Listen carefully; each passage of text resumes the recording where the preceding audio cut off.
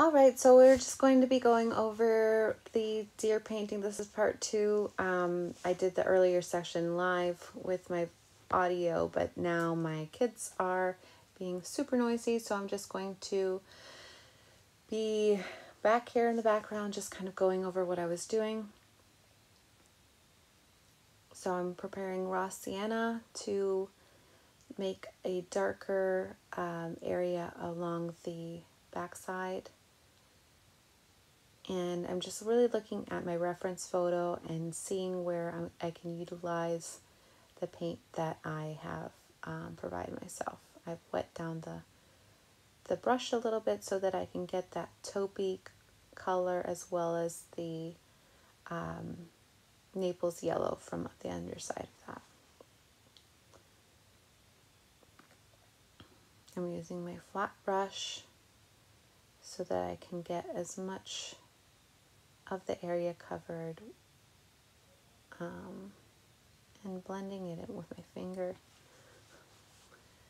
which I tend to do a fair amount.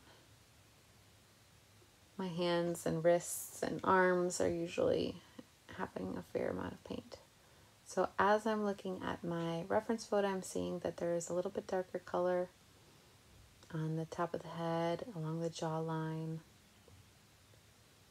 underneath the eye, although I will go back later and make that a little lighter underneath the eye.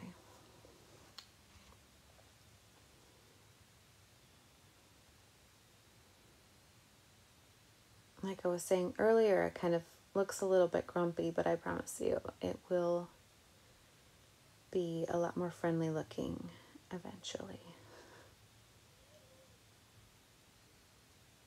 Now I'm mixing the sand in to make it a little bit lighter tone, and I'm going to color in the face.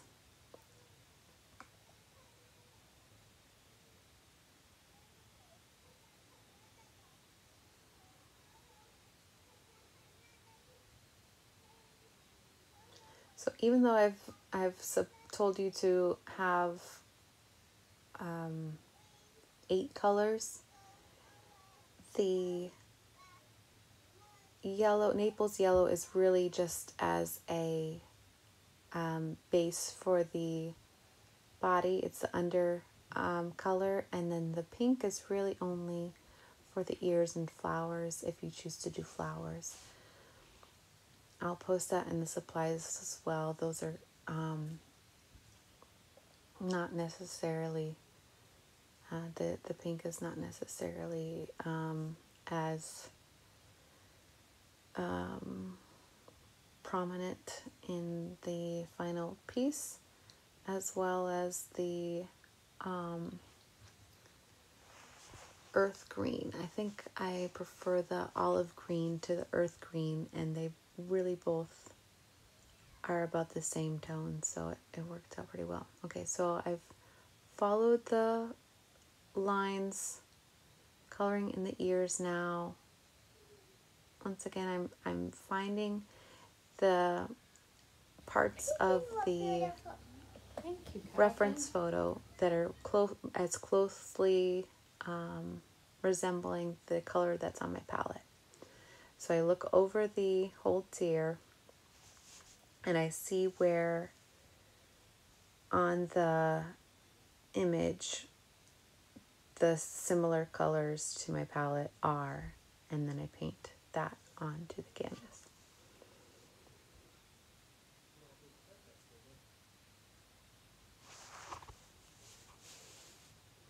Now I'm going with the lighter sand color, the inner part of the front leg. Coloring that. It's really more closely resembled to a white, but this works really well too as my lightest color. Underneath the face there is, on the neck, is a light white kind of color. There's Calvin's hand just peeping through. He's pointing. Mama, you're painting it just like that deer there. Yeah, buddy. Meanwhile, he's talking throughout the whole rest of it and watching shows, so it's unfortunately not very good audio. Okay, so you see I've been blending the color of the face that I just put in, and it's becoming more of a solid kind of color. Blocky art. There's Calvin's put that there for me to enjoy. I've taken the sand and I'm going over the eyes once again to provide another layer of depth. I have the indigo and then the indigo mixed with sand a little bit underneath that, and then the sand white color on top of that. So it really looks as though the eyes have a lot of life to them, even though it's a two-dimensional little deer. There's my son looking as closely at the deer as he possibly could, telling me that it's beautiful because he's a beautiful soul and everyone deserves to have a cheerleader cheering them on while they paint. So I'm just going through, see in the reference photo, there's some white lightness on the leg, and I'm just going through and providing a lighter tone wherever I see it.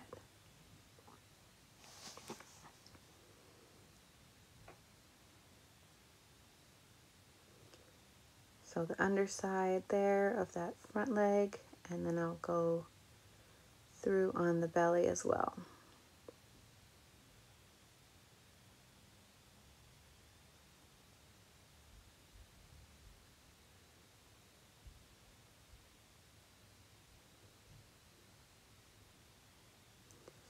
So really be mindful of your reference photos, what's going on. Keep going from your reference photo to your painting. See, now I'm going back and doing the underside of the eye, which I think makes it look a little bit happier.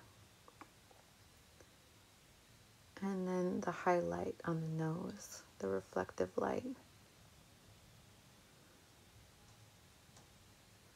Starting to rain outside. It sounds so beautiful.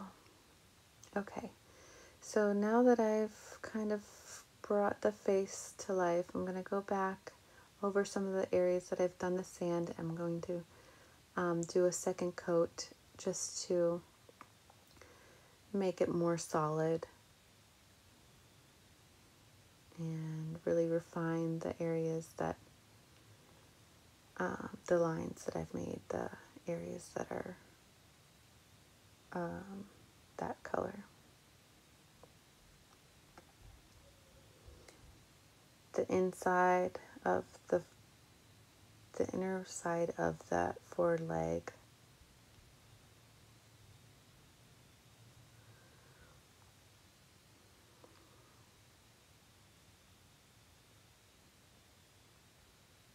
Okay, so I'm grabbing the indigo. Okay, and I'm just going back over the eye because when I did the light sand color, I got rid of some of the definition around the eye. So I'm just making sure that the details are sharp and that the lines are solid with my fine brush. Making that point. That point is kind of important to show that it's a deer. They have a very specific eye shape.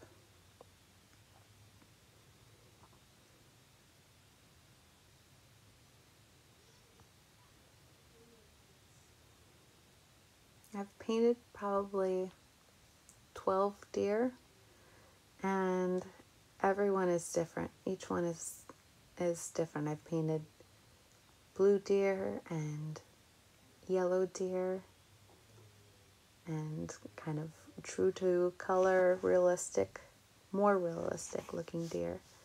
So now I've taken the rose and I'm going to go and do the ear, the inner ear of the deer is kind of, it's probably more of a peachy color, but I liked this rose color with the mint color that I had chosen. And so it's more of a stylistic decision for sure. If you want to go a little bit more realistic, you can do, excuse me, something that's more peachy or apricot. Well, it has a little bit more red in it. Maybe a little bit more yellow too. But I really like how it plays. It's very spring. These colors are almost pastel in a way, like the mint and the rose.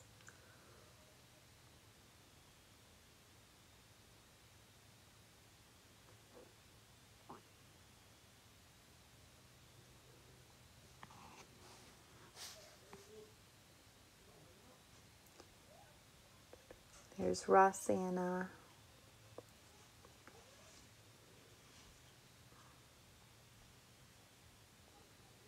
So now I'm going to be filling in the whole body. I've decided that it's too light. I'm going to fill in the over top of the Naples yellow and get it a little closer to the color that it was. I've added some Naples yellow to the raw sienna to get it a little closer to the color that it is, a little bit lighter. And this paint is transparent. You can see a little bit through it, but just enough to get an idea of that Naples yellow that's underneath. If you have chosen not to add Naples yellow to your supplies, I would suggest doing raw sienna or a tan or taupe, whatever color that you have that it most resembles. Or if you want to do your deer completely different color, you want to do a blue deer or a pink deer or a chartreuse deer, that's completely up to you. Just let me be your guide as far as working from a reference. Anyway, if you're choosing to do the same palette without the Naples yellow, I would suggest adding sand to the raw sienna as opposed to the Naples yellow. It will have a similar effect. It will be lighter than the raw sienna, but not as yellow as it is with the Naples yellow. Okay, so now I'm going down and perfecting my lines along the edge, the legs. I'm going back in my reference to make sure that I am being true to the color scheme. It's dark on the neck, so I make it darker on the neck.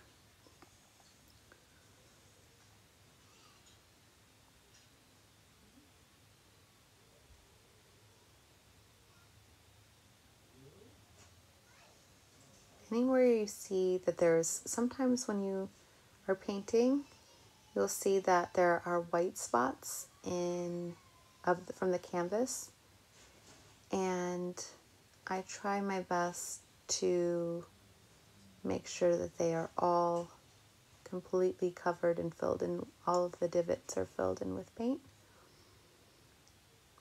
So sometimes you'll see me going back over one section that I've noticed a little white dot. That hind leg, going through and darkening that.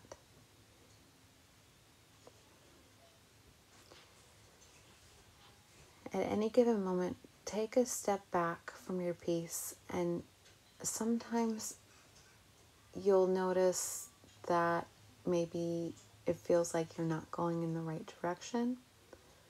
Just try to have as best faith in yourself that you can, and that the outcome will be amazing, and that you're capable. And I can't tell you how many times I've been mid-painting and thought that it was just garbage and pushed through and been so pleased that I had.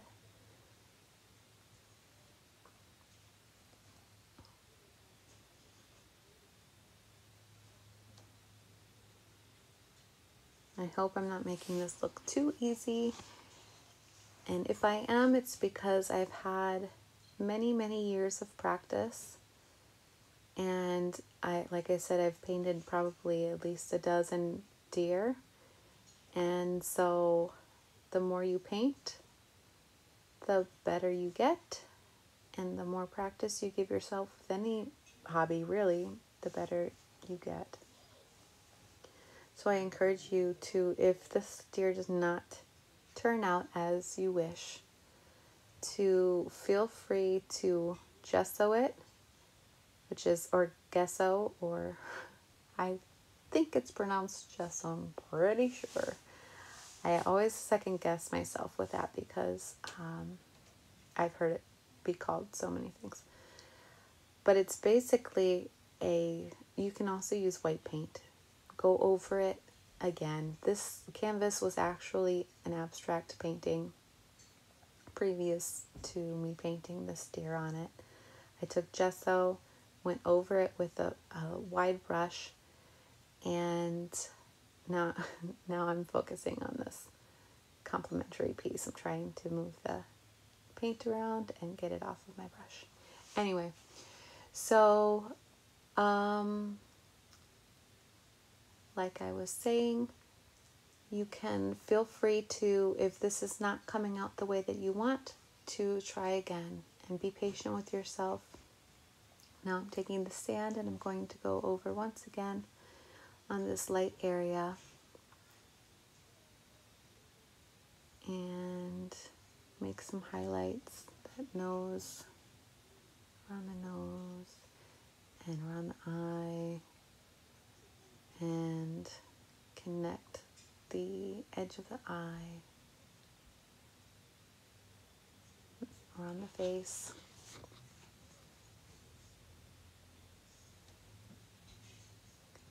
And then there's these lines that are kind of contour lines. If you know anything about contour makeup, you kind of can see where the highlights of the deer cheekbones are. They have very prominent features, generally speaking. Anyway, so as I was saying, please feel free to watch this as many times as it takes you to feel comfortable with your piece. And I would love, love, love to see them, the finished product. But remember, this is really about the process and about what you're capable of. The product is just a bonus. So now I'm going through and I'm making highlights and detail marks. And these are going to be a little bit stylized and not as true to the painting as some others might do.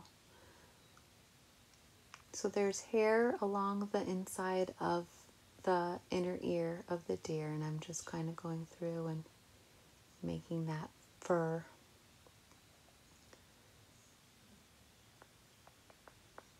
It's funny how my instinct to make noises on this, narrating this, I just want to go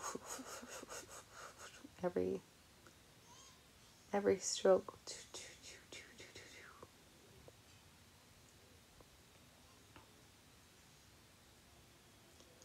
So now I'm going to be going through and making these like little fur details. Some deer have more, fawns have more spots and lighter colors along their back. So I wanted to kind of replicate that and show as many of the fine hairs as possible. It's very stylized, but it's also a kind of a simplistic way of showing the fur. So I have my fine brush and I'm just making little dashes, little marks. And some are finer than others, and some of them are really thick, and some of them have a little paint on them, and some of them have very little, some have a lot of paint on them. But it's really starting to come together, and you can see that it's a deer. And I hope your deer is looking like a deer too. And if not, feel free to ask me any questions and send me pictures of what your deer looks like. I want to see the process. I want to see step by step where you got caught up. If you're having problems, please let me know.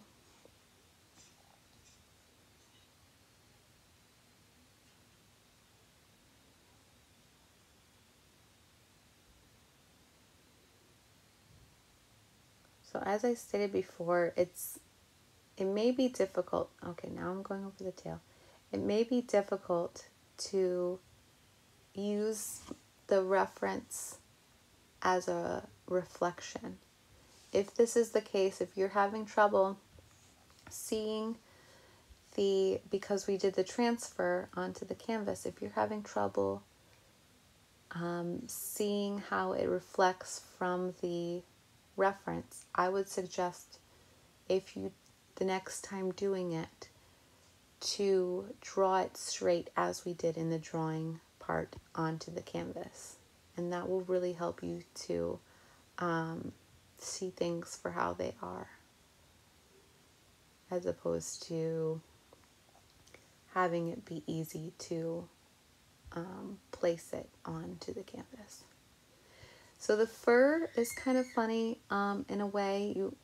I put some of it facing along the grain of the lines. So the back is straight and it goes kind of, the lines curve, and you just look at how the animal's body moves and how the fur is in different directions. So now I'm going through with the raw sienna. I've done some of the lighter fur with sand, and now I'm going through with raw sienna, and I'm going to make some darker shadows and darker fur, and it will really stand out above the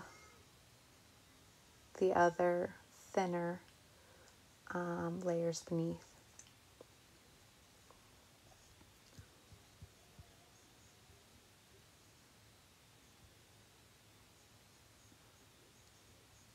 There was a little bit of a cut there. That's because Calvin was asking for me to change the channel, which I was happy to oblige. And normally, Calvin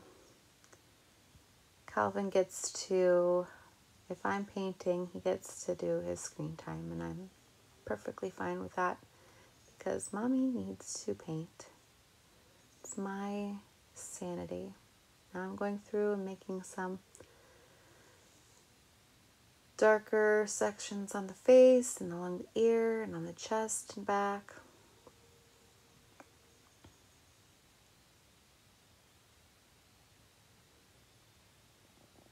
And I'm intertwining those highlights with the darker low lights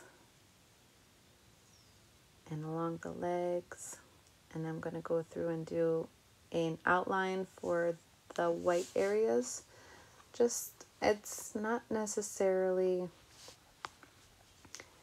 the way that it is in the reference photo, but it does help to see where things are. So you can see where the leg is now. It's easily defined. The reference photo has a darker background, so those things are going to stand out more. Since I've chosen to do the mint as a background, the lighter sand color is not going to stand out as well against it, so I've chosen to outline it. And later on I'll go back and do the tail. Don't forget about that tail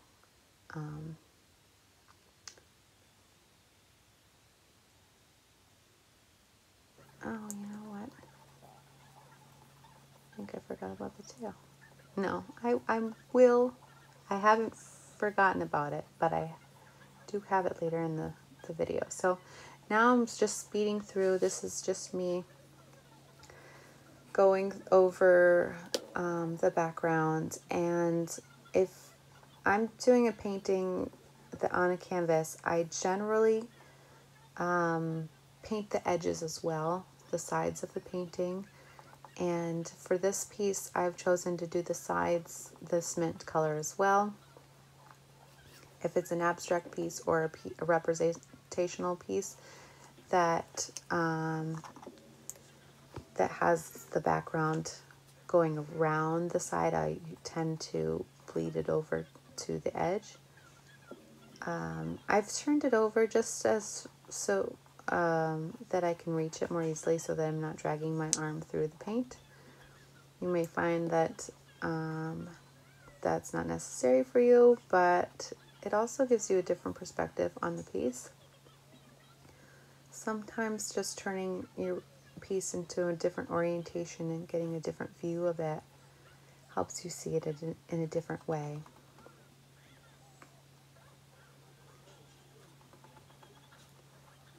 Alright, so I believe the rest of this is just filling in this background, and then I'm going to go to part 3, which is more detail with the foliage and the surrounding areas. And I'll see you then. Much love.